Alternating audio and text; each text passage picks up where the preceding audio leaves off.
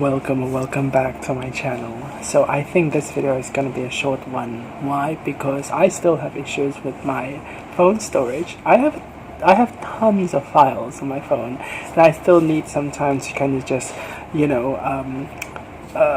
figure out how which files to eliminate, which files to keep, and that is going to take some time. So in the meantime, my videos are going to be kind of short, hopefully. Anyway, I have read a few books, but I don't think I'll be talking about all of those books in this video. In fact, because of the constraint that I'm facing right now, I'm only going to talk about one book. So, yeah. Anyway, the book I want to talk about is a non-fiction. It's called From Here to Eternity, Traveling the World to Find the Good Death by Doughty. And I think I started reading this book in January or in February, around that time, because I was trying to find something that was a little bit cozier, because I was actually really stressed out at the time. So I was kind of like trying to look for something that was relaxing, and also I am already quite familiar with the author's the author's work in terms of the author's educational work. So she has a YouTube channel. It's called Ask a Mortician. I think there is a change to the name of the channel, if I'm not mistaken. But when I discovered that channel, like about a few years ago, I think it was in 2023, it was called Ask a Mortician, and at first, YouTube has been recommending me her videos for quite some time, but I didn't really click on it because I never thought that I would be interested in topics related to funerals and death preparations and stuff like that. But I clicked on her video, that thumbnail. One day I finally clicked on it, and I was hooked.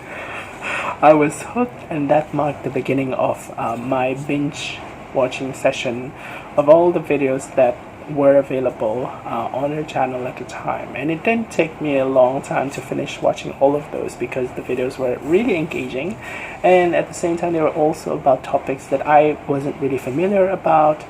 And so yeah, I kind of learned quite a bunch of new stuff, and at the same time was also quite entertained. And when I read this book, I didn't really feel like I was exposed to something totally new, because I was already familiar with the author's kind of like approach to funerals and how she handles her philosophy when it comes to like death preparation and funerals in general. And basically the author, some of her views regarding funerals are very much really permeate this book. Basically, she believes that in her home country, the United States of America, the public's view towards funeral and death and dead bodies tend to be something of a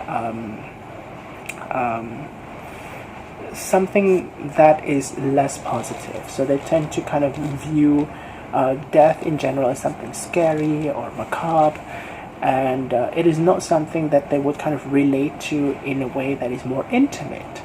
And she thinks that this is not exactly like a really healthy way to approach death of a loved one, for example.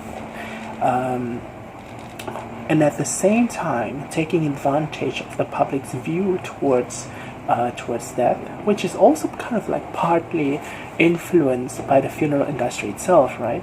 The funeral industry also come up with a few things that would make death seem more palatable to the public. Like, For example, making the viewing of the body more comfortable visually, and because of that, there will be like tons of steps taken, such as embalming, to ensure that the dead body looks very much presentable, and so the public is like hidden away from like the more physical manifestation, natural manifestation of death itself, and so people are kind of like being hidden from these realities of death. There is some kind of like sanitization of death going on, and it is like one of those aspects of death that she thinks some people from the funeral industry can take advantage of and charge people with tons of money. And so in this book, the author travels to various parts of the world in which she introduces some of the ways people around the world approach funeral and approach death in a way that is much more intimate, that involves more participation from the family members or people who are close to the deceased, and kind of introduces I would say a more intimate alternative to how funerals can be conducted, and on top of that, how at the same time how funerals can be done in a way that is more sustainable, economically feasible, and also environmentally friendly. So what I really enjoyed about this book is that much of the things that I'm seeing here,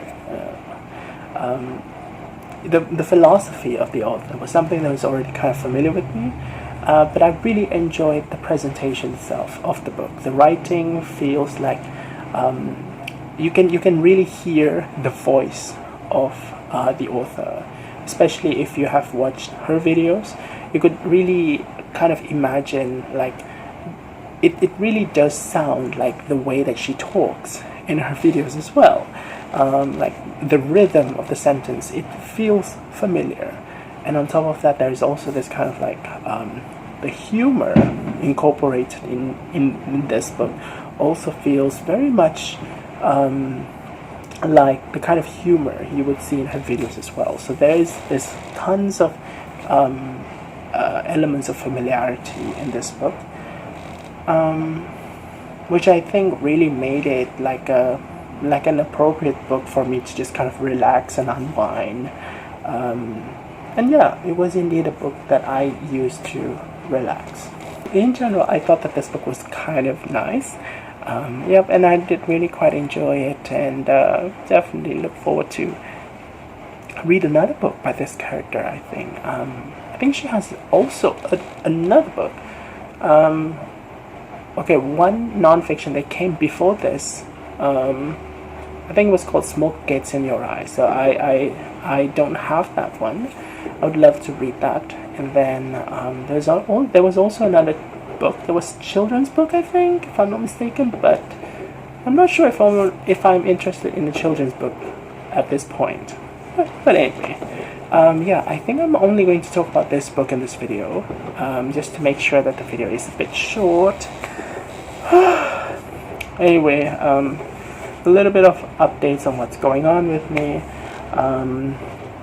I tried planting some eggplants, sour eggplants, by the way. For those of you who don't know, sour eggplants are, well, eggplants that are sour. They're kind of different, they are round shaped. Unripe, they're green. Ripe, they are kind of yellow, orange yellow, and it tastes sour. Really nice for making stews and stuff, for soups, right? Oh, awesome. I tried planting those. I like planting those because they're really easy to grow and very much low maintenance. When they grow, by the time they're like big and strong, they don't really need your attention, and it's fine. They'll just bear fruit, and you can get the fruits. You can just kind of like water them like once in a while, and they're totally fine with it.